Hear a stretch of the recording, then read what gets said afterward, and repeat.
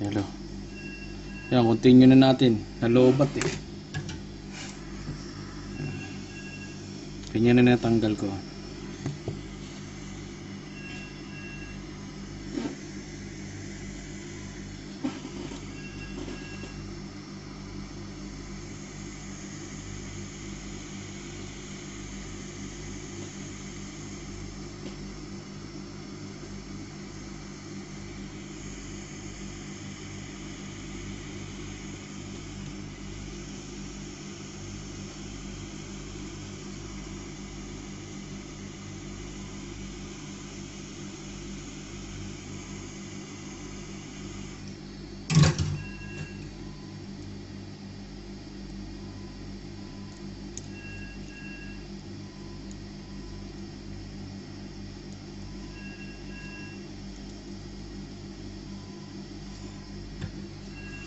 Pag alam nyo hindi pa luto o pairamdam nyo hindi luto, huwag nyo pa percent tusukin kasi mababasag yun.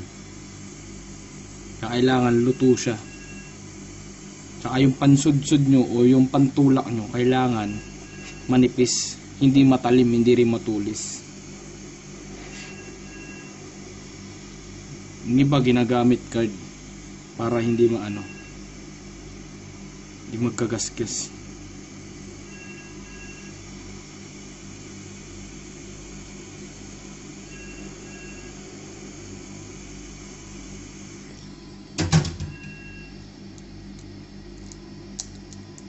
Diba ang bilis kung papansin ninyo?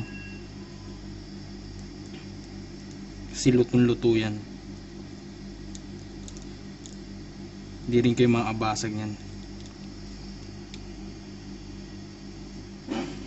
Pansinin nyo to, umaangat siya ng kusa.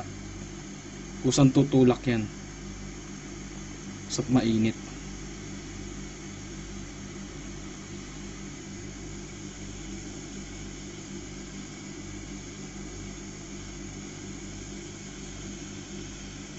Ilan na ba yun? 22 minutes.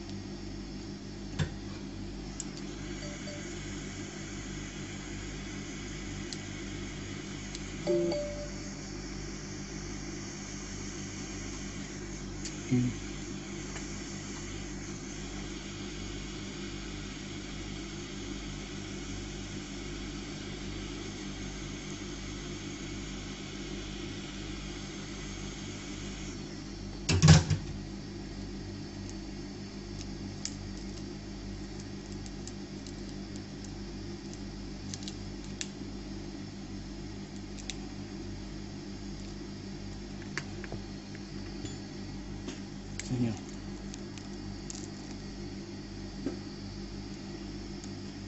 Ito lang yung glass. Yan, palinis nyo lang dyan, thinner.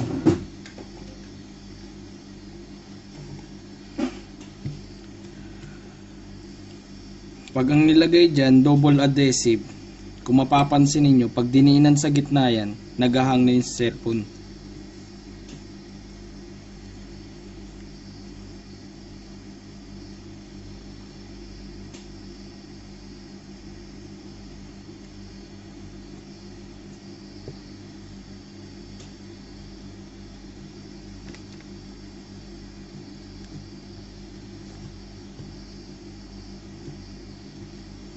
Tapos na.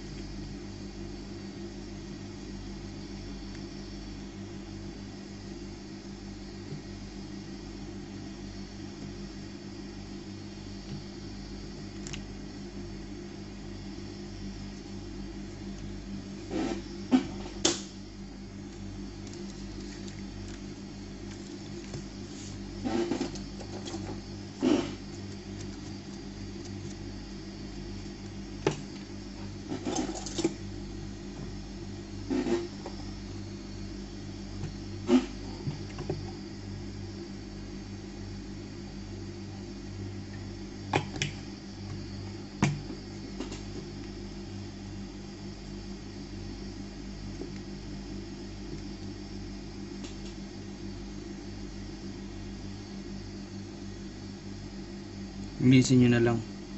Discarding nyo na yun. Tanga na. Panuorin nyo na lang. Alam na kayo mintindi.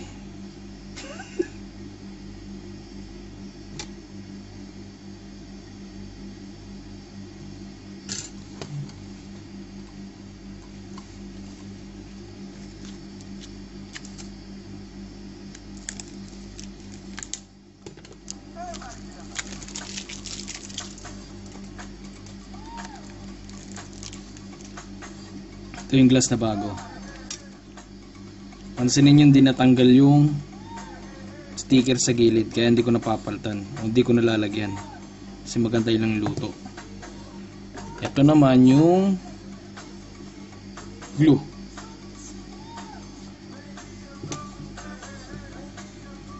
Kung maglalagay kayo ng glue, huwag nyo dadamihan.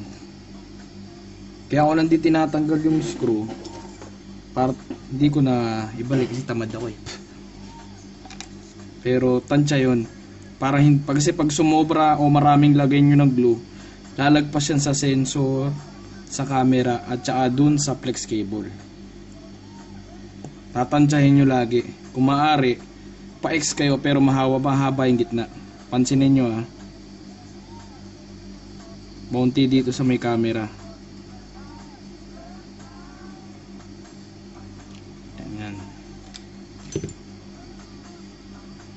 Ganyan lang yung paglalagay ng glue. Huwag masyadong marami.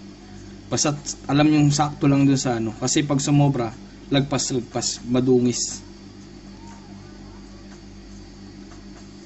Tapos, pag glue kasi nilagay nyo, kahit may gasgas yung LCD, huwag lang sunog ha. Kahit may gasgas, matatabunan nung glue. Para siyang bagong-bago. Ang paglalagay nito dahan-dahan kasi pag binigla mo magbabubble siya, mahihirapan ka natanggalin, kailangan linisin muli. Titigan nyo mabuti ha. Kahit ka lang may dumi.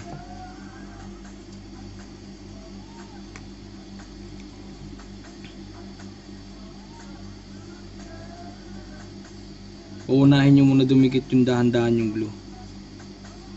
Yan, diba parang umano, parang nagbilog. Kailangan yung bilog niya yan, dire-diretso siya. Magbibilog sa kabila yan, pero pagdudugtungin mo lang walang bubbles. Ang paglalapag dahan-dahan lang.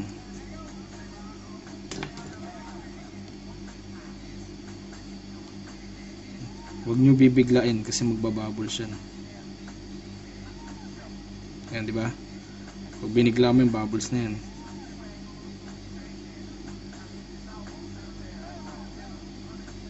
Tulak ng dahan-dahan kasi madudumi yan at magka-bubbles.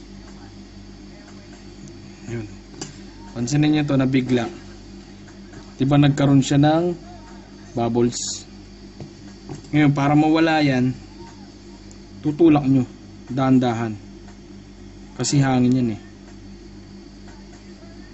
Ngayon, pag tinulak nyo ng sobra yan, magkaroon na ng liquid dun sa kabila. Kaya diskarte mo na yung paano matanggal. Angat mo uli. Tsaka mo itulak.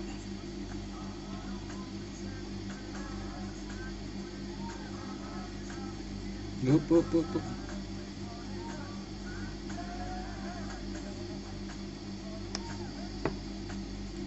Wala ng bubbles. Natulak na yun eh. Huwag nyo ganong gadiinan. Kung alam nyo sumobra na doon sa dulo, huwag nyo masyado itutulak para wala siyang masyadong kalat. What's it in charge? This one full of rubber. See?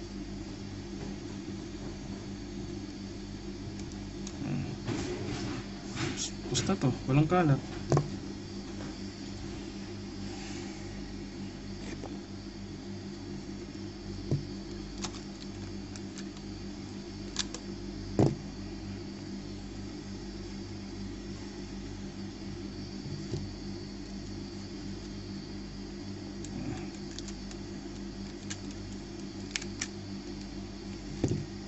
Gusto ninyo ginoma ko, di ba? Nagkaroon siya ng parang bubbles. Sangkalan nyo na lang.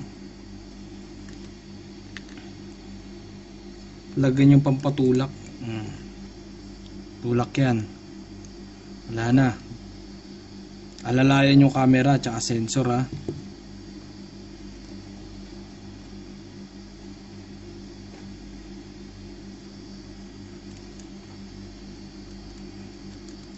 Huwag nyo masyado itulak dun sa taas kasi tatapon yung liquid dun na sobra.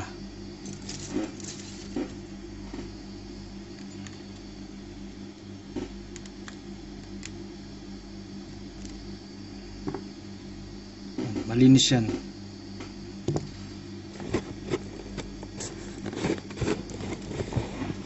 Teka lang, anong lalagay na natin sa UV light.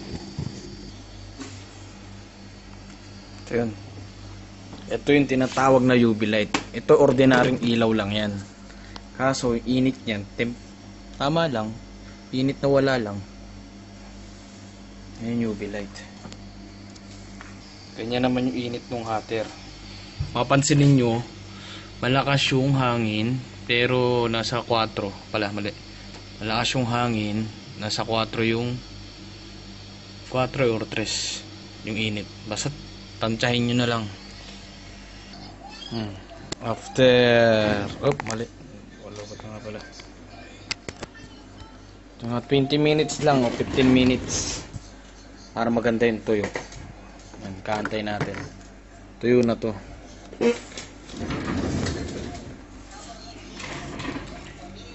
Teka lang. Tanggalin muna natin yung goma. Wala kasi hindi gahawak eh. Wala mag-isa eh.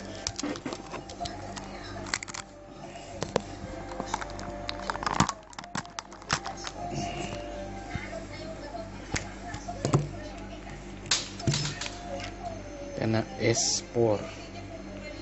Tignan nyo ha. Oops.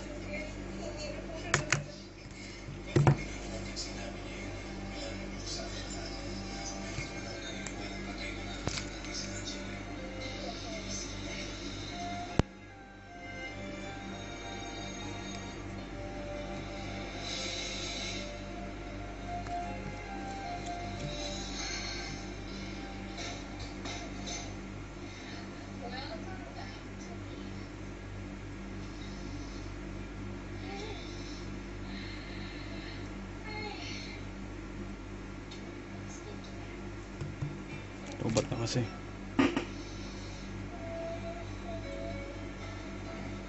Ganyan, di ba? Okay na.